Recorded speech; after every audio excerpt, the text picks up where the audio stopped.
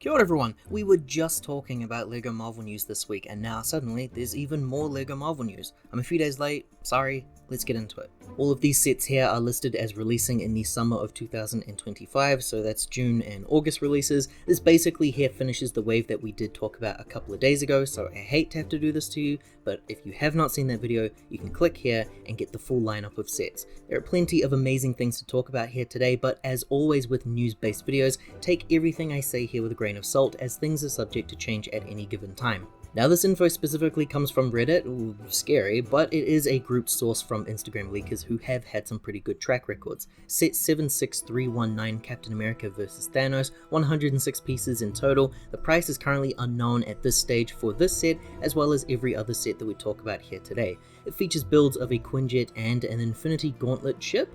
It's definitely going to be a small junior set, what with that piece count and all. Minifigures included of Captain America and Thanos, very similar to this Iron Man vs Thanos one that you see here on screen now. The Gauntlet ship does sound rather interesting, and also the small build of a Quinjet too. It's one that I'll likely skip because I'm not in that market for the junior sets, but it does sound like a better release than the previous juniors ones that we've seen on shelves. Next up is set 76320, Iron Man and War Machine vs Hammer Drones, 204 pieces in total, and we're just assuming here, but 4 minifigures, Iron Man War Machine, and possibly 2 Hammer Drones. This will likely be a Battle Pack release type set, very similar to the one you see on screen here based on Age of Ultron, which we saw hit shelves in 2024. I skipped the set though because Battle Packs have now become the price of $40 NZD here, which I just simply refuse to pay. For all the Kiwis and Aussies out there though, Kmart do sell these at a cheaper price at their default setting. But this sounds rather promising. I love the design of War Machine from Iron Man 2.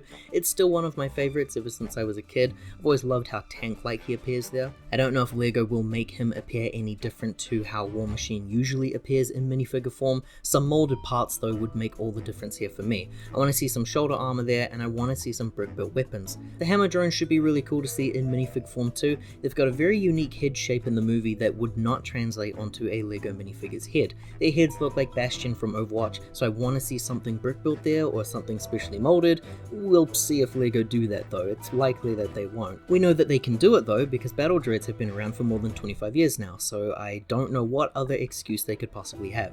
Then we have LEGO set 76322 in-game playset with 373 pieces in total and 4 minifigures, the figures including Iron Man, Iron Patriot, Thor, and a Chitauri soldier. Really starting to milk this in-game thing, huh? I guess LEGO really hate how bad they were forced into dropping the ball back in 2019 with the really rough in-game wave of sets because of Marvel's really weird and annoying policy when it comes to spoilers and junk, so they're making up for it tenfold all these years later. This is also releasing alongside another Avengers in-game battle set, which I reported on the other day.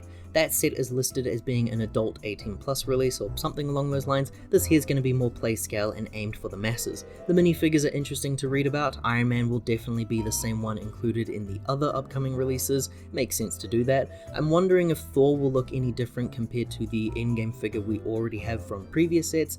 Iron Patriot should also look new here as well because his design is different in the movie compared to how he looks in Iron Man 3. It's been a while since we had a blue armored look for War Machine. There is no other info on what the set will actually be though, so it could be anything. It might not even be based around the end fight scene, who knows. And next up is set 76324 Oscorp Building. 808 pieces in total, unknown price point with 8 minifigures, 4 good guys and 4 bad guys. This is what I'm talking about. The reports here state that this will be comics based, nothing to do with the movies or anything, and at 800 pieces as well. It means it's not going to be a modular release, which is just music to my ears. LEGO, you are speaking my language. I'm leaning away from these modulars now ever since that Avengers Tower release. It just doesn't do it for me. My personal situation means that I just can't really afford to have stuff like that, and it feels really alienating to see the price points of some of these. But anyway, this here sounds a lot more achievable for the masses to acquire than most sets currently releasing. I also think an Oscorp Building set is way too niche of a sell for a modular before they even touch something like the Fantastic Four Baxter Building. It would be explicitly only targeting adults, and LEGO ultimately, I think, still want to target more wider audiences. Maybe if this one here's a success, we'll see an Oscorp Building remake a couple years later down the line. The build, I imagine, is going to be just like the Daily Bugle, but not that one, this one of my all-time favorite playsets from the LEGO Marvel Superheroes line.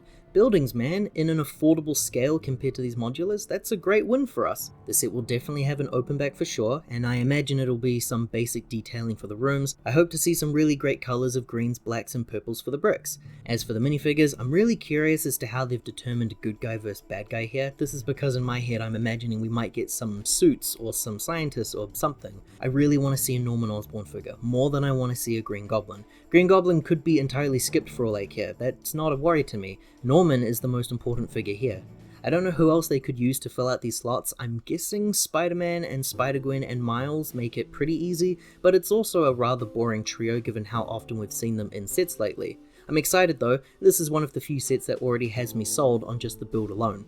And the masks line seems to be returning for Marvel, but with a couple of changes here. Set 76326 Iron Spider-Man bust, 379 pieces in total, and releasing under the 18+ line.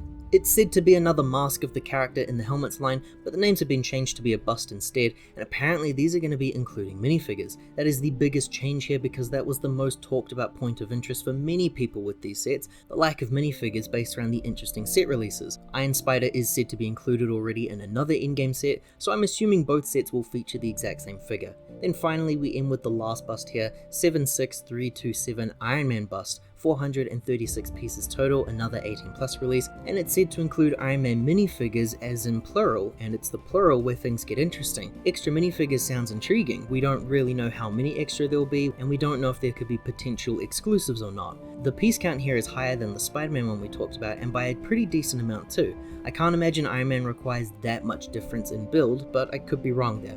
I am an appreciator of the helmets line, but I'm yet to purchase one myself, just because I don't think I really need to get into a whole new sub-theme of LEGO like that.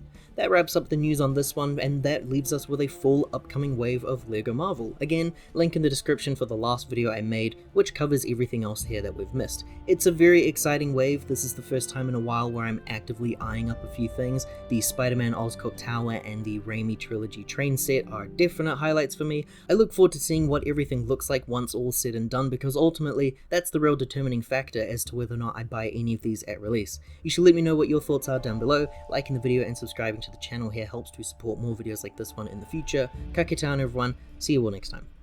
Alright, I'm back for a little. The video's over, but I do need that extra ad revenue. Does anybody actually know what the history or backstory is on this thing? Why did they release a Captain America bike that looks like a mess for the film of Endgame? This is the one that puzzles me the most. Out of all of those sets, it's a pretty rough looking wave. The Quinjet looks fine, I guess. Okay, you're free to go now. Thank you.